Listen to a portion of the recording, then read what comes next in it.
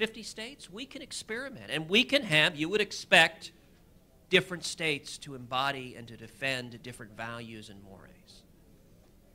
But through the tool of interstate compact, there is a mechanism to go directly after federal law and to move the decision-making back to the states, closer to the people. In my opinion, that is a very potent tool. Thank you.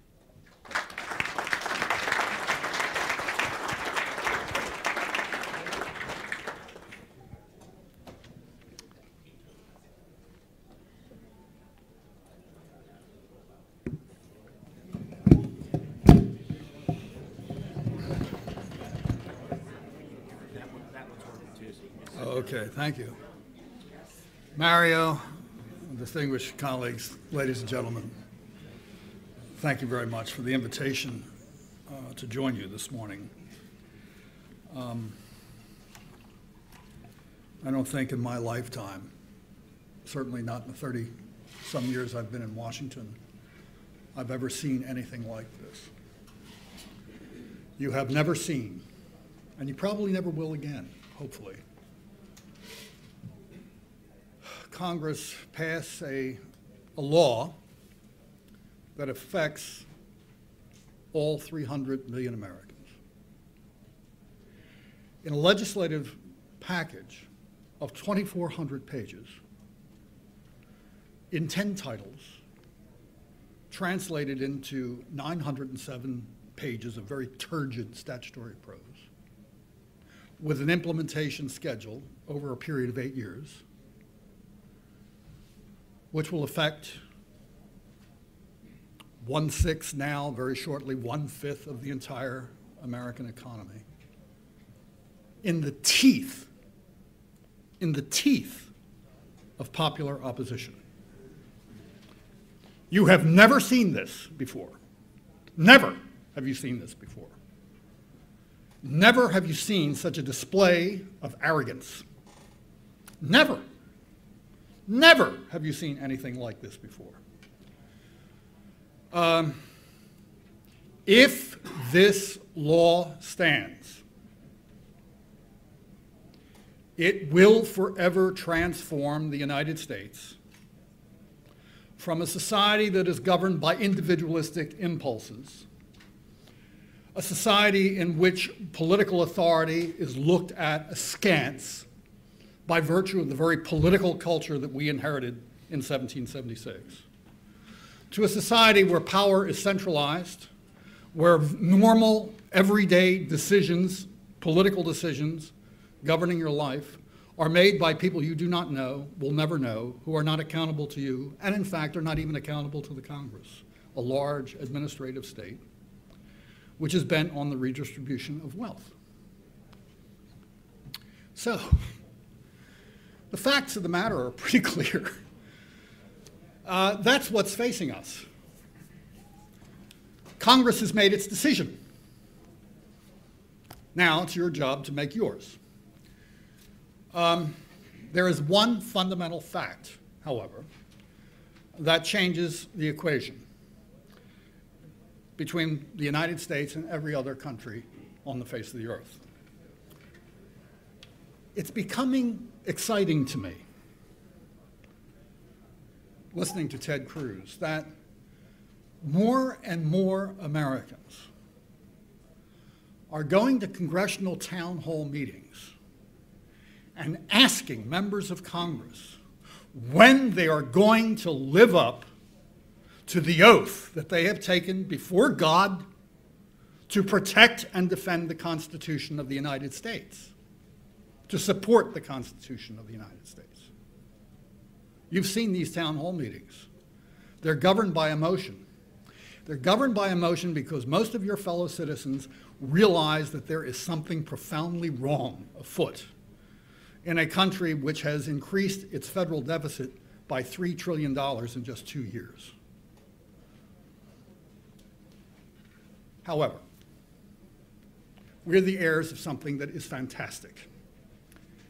There's so much that has been written on it and so much that has been forgotten, but so much we have to be reminded of.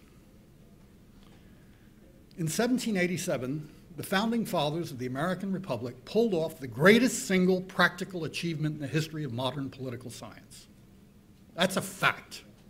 It was a fact recognized at that time by our enemies, the British leadership.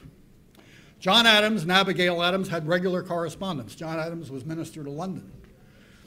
Other Americans were traveling to London at the time and pointed out that members of the British Parliament would pump their hands in congratulations at the achievement that they were seeing coming out of America on this incredible deliberation, never before in the history of the world, where the political leadership of a country decided to fashion a constitution and submit it to popular debate and disposition. That has never happened before. It happened once in 1787. And we created, as George Washington said, we have changed the world by that very fact. Now, what did they decide to do? This is where you come in, you personally. What they decided to do was divide power between a general government handling general concerns and particular governments handling particular concerns.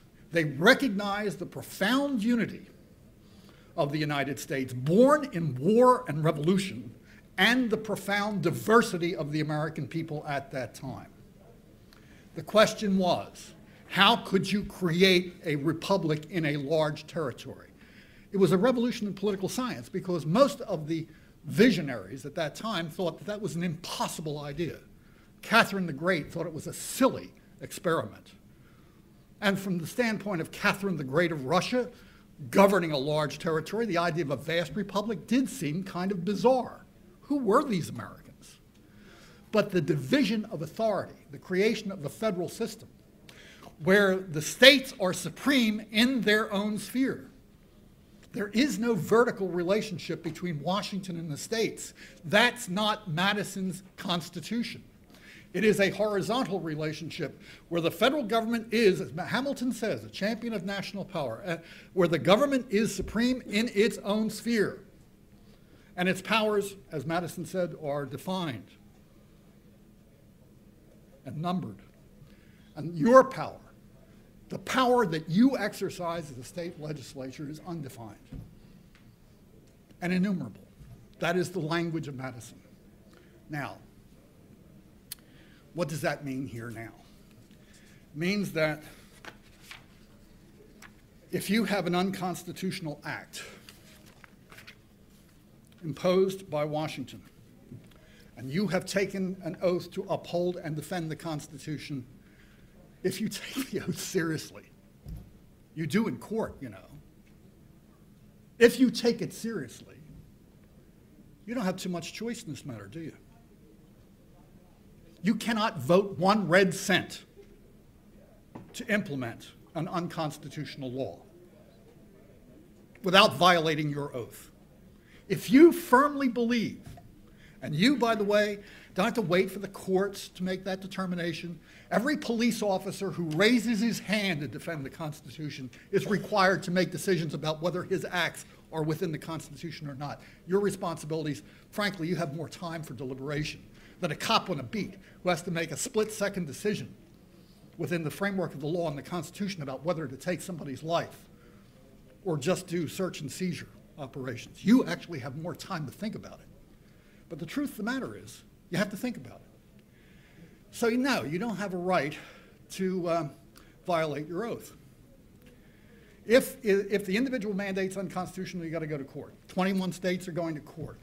13 states have gone to court and said that the Medicaid expansion is unconstitutional. It's a commandeering of the state authority. 20 states have told Washington to go jump with regard to its temporary high-risk rules because they are, in effect, an unfunded mandate on the states. The founders had it very, very clear. Now, you've heard this morning, and I think Ted talked about a very interesting idea, which is the Interstate Compact. All I want to say about this is I think it's a cool idea.